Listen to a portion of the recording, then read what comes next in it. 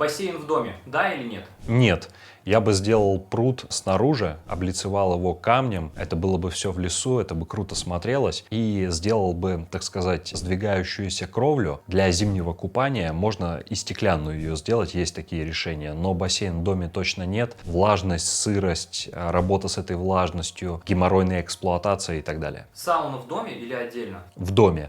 Удобнее, не надо проходить через холодные места. У нас в стране 7-8 месяцев в году холодно. Вам будет теплее и приятнее, если она будет в доме, и это значительно удобнее. Камин дровяной или электрический? Электрический. Удобнее эксплуатировать в ежедневном режиме. Дровяной, конечно, органичней, конечно, целостней, но, геморрой с эксплуатацией, я бы не стал тратить время.